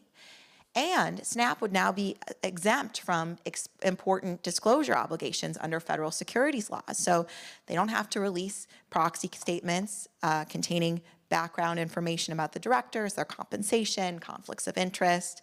And why bother? No, the shareholders will never have any say in director elections. So the public reacted really negatively, but the IPO actually did pretty well. So what happened in the wake of this IPO is the investor advocacy groups rallied and said, we've got to get these market actors to put an end to this. they focused their attention not just on stock exchanges, but also stock indices, and said, if you exclude companies that do this from your indices, that's going to lead to a really severe financial penalty. So 2 indices took this, one in this direction. FTSE Russell announced in June of 2017 that they would not add companies with non-voting shares to their major U.S. stock benchmarks, and S&P Dow Jones followed suit shortly thereafter. Okay, so this light touch to regulation of dual-class companies, the benefits here is, okay, maybe we're going to allow the market to, sort things out.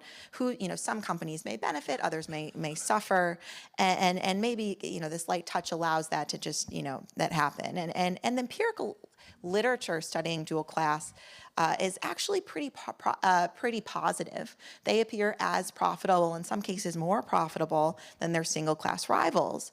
But I think the concern still remains about agency costs over time as founders age and their heirs gain control of companies.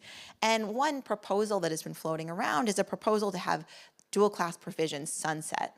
So over time, the classes would reunify, or if the founder becomes incapacitated or dies, you would eliminate that dual-class structure.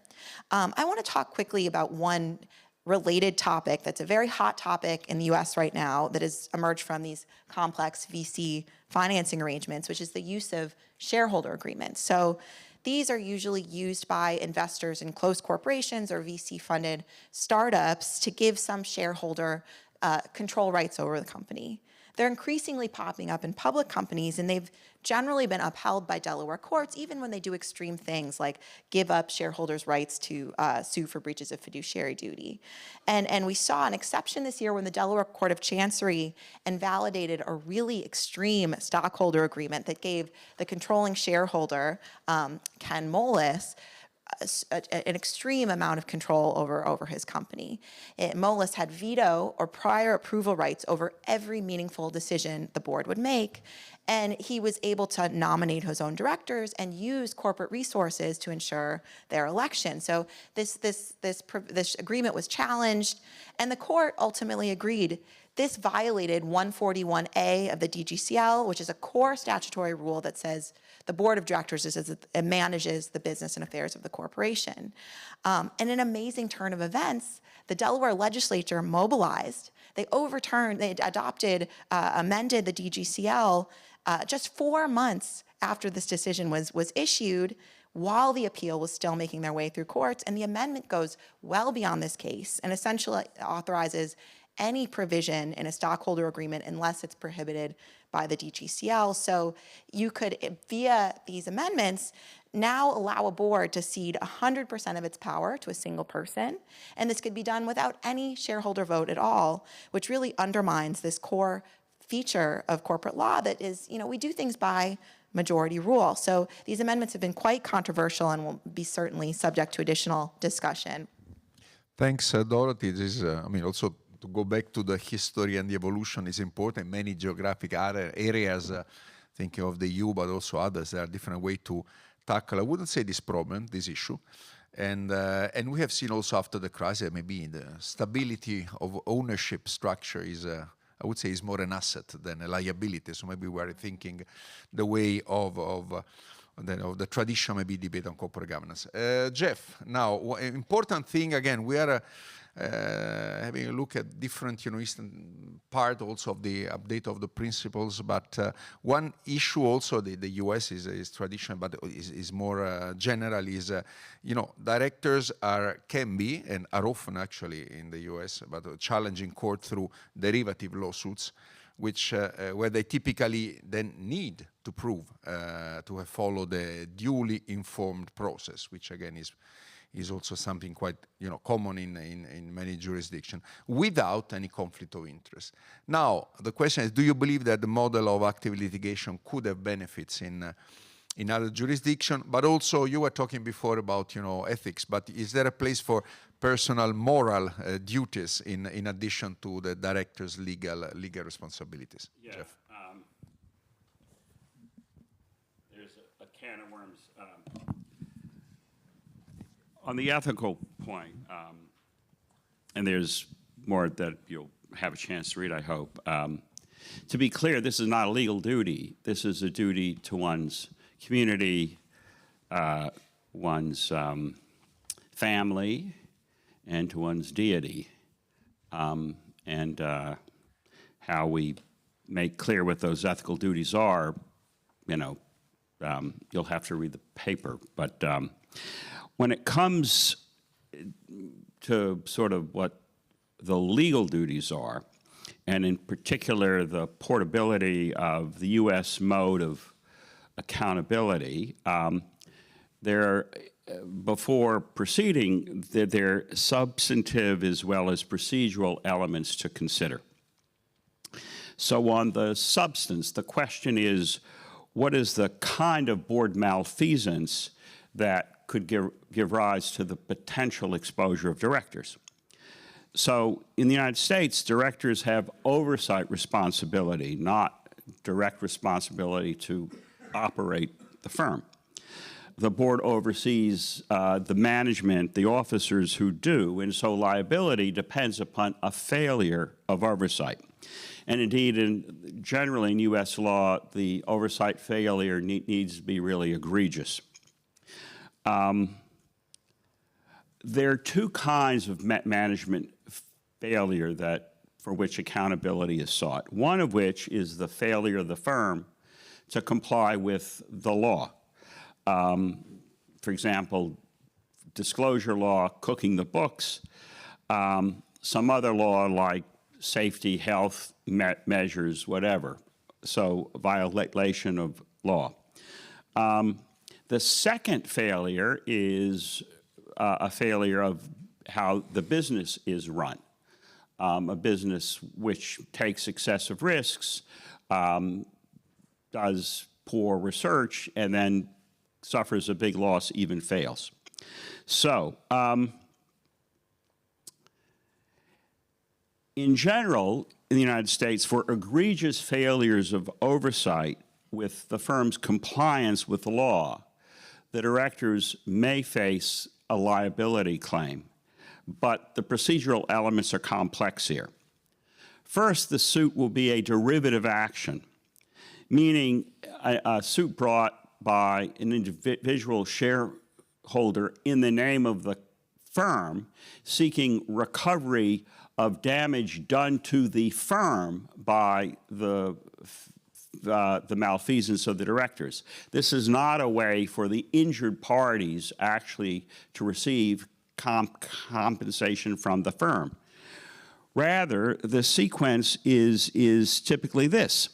The derivative action will be preceded by a criminal case brought by government authorities for which the firm will probably enter into what's called a deferred prosecution agreement, in which the firm agrees to pay a monetary fine and put in place better compliance, and basically, upon good behavior, the criminal action would be dropped.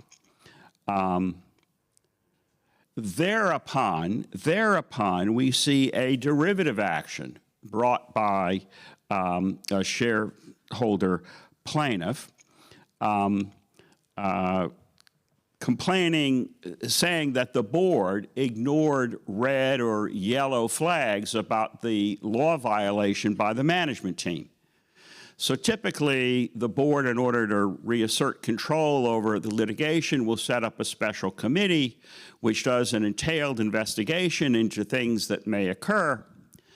And good things will commonly happen from this. There may be board turnover, refreshment, directors let go, et cetera. There will be beefed up compliance. So that's all to the good. But you should understand that the actual directors don't pay out anything, because to the extent that that there's potentially a liability here on them in settlement of the derivative action, D&O insurers will be paying for that. So everybody's looking to an insurer to pay money to the firm to settle this derivative action. there may also be ways in which the governance is improved. Now, here's one of the critical procedural elements, which is the litigation is financed by a lawyer, a plaintiff's lawyer, who is working on a contingent fee. So on the assumption of a settlement, which generates either a monetary pot or some governance change that can be deemed to be a significant benefit to the firm in its reduction of recurrence risk, the plaintiff's attorney will be compensated. And without that critical element, the contingent fee piece of it, and the willingness to compensate later, you won't get the derivative action. So that's, I think, important. Secondly, and this is of particular concern often in European firms, what about a business failure? Surely we should be able to hold the directors to account for the mistakes that they should have known that the managers were making. In the United States, such a suit will not succeed. Will, except in the most egregious case, just will not succeed because, first of all, there's the business judgment rule protection with respect to the decisions taken. And then secondly, the directors benefit from a business judgment rule protection as to the level of scrutiny that they ought to be bringing to review as to what management does by way of business decision making. So maybe you could, in a law school exam, come up with an extreme case, but that's really not the real world. So again, to come back to the procedural elements, you have to be willing to find a way to compensate. If you want to move to an enforcement and accountability system as this, you need a way to compensate the lawyers who are going to be bringing it. So that's obviously a very significant change from the status many places. And then secondly, you need a court system with judges who are sophisticated and willing to work in a quick way, because often in the course of litigation of the type that I've described, there are many initial threshold issues. Does the complaint state a cause of action? Even if all the things alleged are true, is it a cause of action, et cetera? There are discovery challenges that are occurring because parties want to get the firm to turn over stuff that would to help to make the case. So again, there's the substantive piece, but there's also the procedural elements of it, which are part of a system that if a derivative suit is going to be part of the enforcement machinery, the procedural elements are extremely important. Thank you, Jeff. This is very important. Actually, also the update of the principles on, let's say, board, responsibilities was quite a challenge and a discussion also on these things, because obviously the systems are quite different. Then, okay, we could discuss if the contingent fees, for plaintiff attorney may lead to a sort of Ponzi scheme of, gigantic, work in the U.S. courts. But maybe from the U.S. perspective, Marina also, you also wrote many papers, important things, but I remember a book on corporate governance, very comparative, because I think I was in a couple of presentations that you gave in Italy of the book discussing this.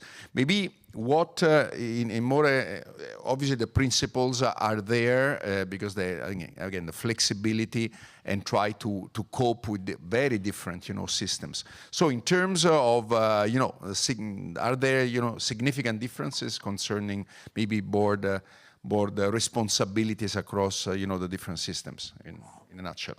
Well, my impression is that in any case, all systems try to address, with a system of checks and balances, the shortcomings that we do know that there are in corporate governance. You mentioned before, you have to follow a duly informed process, and you mustn't have conflicts of interest. Duly informed process means you must have the information which is available at that specific time. So of course, in the business judgment rule, ex post, it's easy to say, they took the wrong decision. But the wrong decision doesn't mean it was a bad decision. It might just have been a decision based on the data and the information available at that time.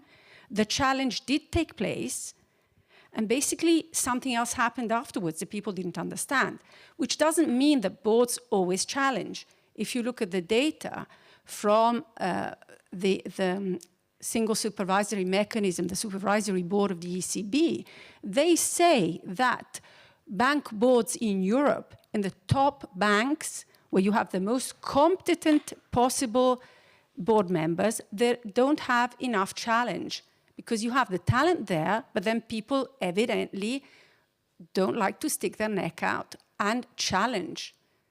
And then, of course, it's not, you may be very competent in theory, but if you don't speak in practice, you don't add to the conversation. So I think that you need to, you need to be mindful of the fact that the data set at that time may not have been complete in that it did not have something that happened afterwards. And there, the business judgment rule is 100% okay, and it should function. However, if there was no challenge, I would be less convinced that the board functioned effectively. The question of conflicts of interest. Conflicts of interest may occur in two different ways. If you have concentrated ownership, the problem is to some extent, you try to exploit minority shareholders. If you have a dispersed ownership model, the problem is management who may be acting in their own self-interest. What is the solution? The solution is a related party, not just disclosure, but probably also regulation, which requires the board to make sure that transactions with related parties, majority shareholders, or management occur at market rates. So if it was an external third party, that would have been the price. So there is no exploitation. It's actually quite simple. It's easier if we are talking about related party transactions with shareholders normally, because there may be a market. When there is no market, it's more complicated. And of course, as somebody else was pointing out before, when you're talking about executive compensation, normally what you do is a huge benchmarking exercise. But then one of the challenges in boards concretely is that if you have other executives on the board, the benchmark may be made up of the people serving on the board. So their sort of executives tend to be happy that executives are paid more because they think that, forward-looking is going to be their benchmark. So that is a bit of a challenge. But ultimately, I think that all over the world, the endeavor should be for board members to try and contribute to decision-making. And what do boards do? They allocate the capital already paid in by shareholders. What is the great temptation of today? The great temptation of today is buybacks, because we have put in place, in order to align shareholders and management, we've put in place a lot of share-based or share-related compensation packages for management.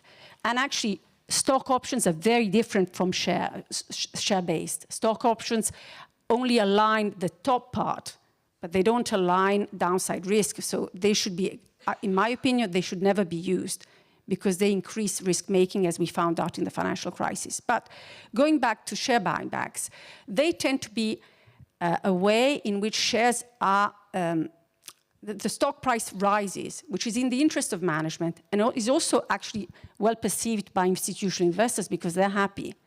But it makes the company more fragile, because if you have less capital, then the company may look strong, but when the rainy day comes, they may not be sufficiently capitalized. And unfortunately, we've seen this before with banks in 2008. Thank you, Marina. Yeah, very important points. We are running slightly late still, but you mentioned before, and I think this is also very, widespread work here at the OECD, but the effect of new technologies, and in particular AI. There is also, I think, interesting debate if board members should be by definition a physical person, or not necessarily could be a machine. And this is not a joke, but it's also a legal debate that is somewhat spread. But what do you think, there could be, we always say risk and opportunities of AI for the functioning of board, but more broadly also of, digital in how to improve governance. But okay, you can also get on ChatGPT and answer for 2 minutes. Exactly. that is the solution to the challenge I'm facing, ChatGPT. But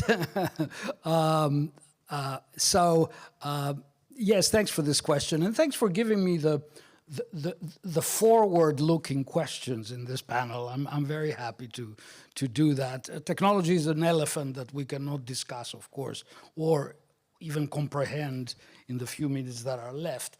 But I tried to think about it in Matsi's PSAG four main values, which I use every time I go to a client. Responsibility, where is the power? How is authority distributed? Who decides?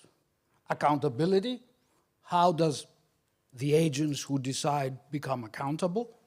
Transparency, how the people who need to know about the decisions are informed. And fairness, how is this whole system held together? And if you think about the AI challenge in these terms, you come to some very interesting conclusions, because the responsibility side, for example, AI, you can look at it as a tool, as something that doesn't really decide. I mean, we see a lot, this is the present. This is not some futuristic thing. We see a lot of AI-powered search engines, for example, internal to the company, that are available to the board in terms of trying to figure out context in certain decisions that they're going to make as a board. We see very powerful summary engines. This is happening as we speak, and there's a business out there for that. Then you can look at it as some sort of an agent, somebody who is tasked with something, but they need to make certain decisions and present their expert views, and that's the machine. And here I always like to think about, 5 years ago I wrote a paper about the huge discussion that we have in the UK about the sub-postmasters, and how a system in the post office of the UK, an internal reporting system that was not AI, that was way before that, had bugs. So it showed that a number of good people were committing fraud. And that article 5 years ago asked, how can the audit committee never ask the question as to how come 800 of our good people are all fraudsters? I mean, it's such an obvious question to ask. So you can ask that. Now, the truth is that even in this agency area, as some commentators, Schwartz said, Schmidt rather than Schwartz, AI will shape the options. So what will come in front of you will already have been shaped. And that's a big challenge for you. And then there's, of course, the principle issue. When AI becomes the principle, when AI decides all the way down. And of course, what does AI... There's a lot of science fiction around this, okay? And I'm not going to go into that. But today, AI is writing its own code. And this means that it kind of develops what it will say is the right solution for something. I mean, imagine we're watching football, right? So the ones of you that do, that we have a VR system where instead of having a fourth referee looking, using it as a tool or as an agent sometimes, lets the VAR decide. That is the power. So then you have transparency, and transparency is very important in the sense that AI is a black box. There's no explainability. There's no track record. It's very important, including for business judgment purposes, I would assume, that whatever decision a board takes can be explained. Just that a large language model tells you this is what you need to do is not an explanation. So to what extent this is weighty in the process of decision making? I'll stop here with, then there's of course accountability, and AI is not human, so accountability is still with humans, and that's a good thing in my mind. And we're just starting to grope with the issue. The EU published, and it's coming into force next year, the AI Act. And there we have a taxonomy of sorts related to risk. Some type of AI, including what I call the principal sort of functions, are disallowed completely. Others are subject to varying requirements. And finally, there's fairness. And fairness is probably the most interesting if you're a legal philosopher, because AI, as many of its commentators have noted, is hyperhuman. To quote one of them, it has no intention, no motivation, no morality, and no emotion. All of these things. And we're talking here about general AI, not about the AI we have today, but the AI we will have after all these large language models blossom. So how can our notions of fairness that are predicated precisely on these notions that I just mentioned be reflected in the machine? I know that time is precious right now, so I'll stop, Carmen. No, thanks a lot, Stilpa. As you see, it's much better to have a panel not with machines but with humans, and so we can be late. Stilpa is one of the rare person who talks more than me.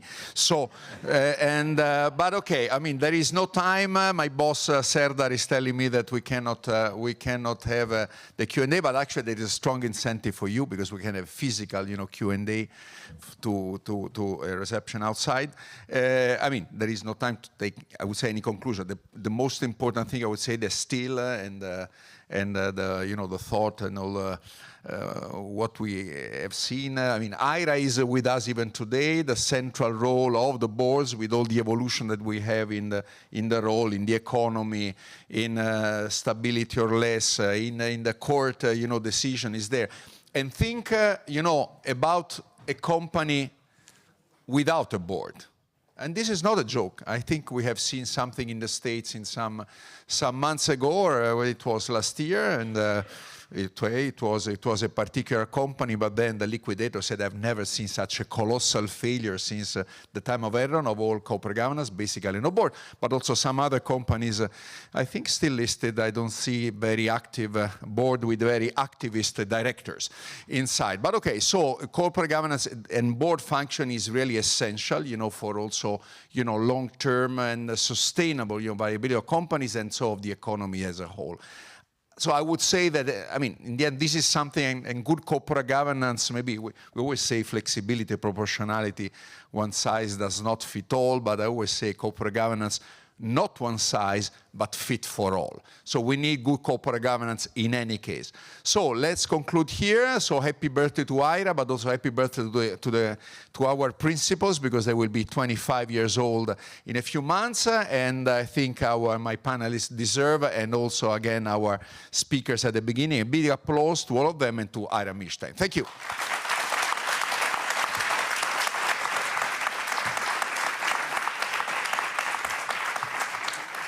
And I hope that this occasion will be is an important one, one of the last one to strengthen also the relationship again with the Millstein Center and the OECD, and maybe having, not in 25 years old, in 25 years another one, but maybe also very soon. Thank you very much. Thank you. Thank you so much, Carmine. Thanks to all of you for this excellent and very stimulating 2 hours. So lots of food for thought and to discuss over the cocktail, which the Corporate Governance Committee is offering to those of us in the room. I'm sorry for those of us online that can't join. So please come up to the chateau to continue the conversation. Thank you. Resilient.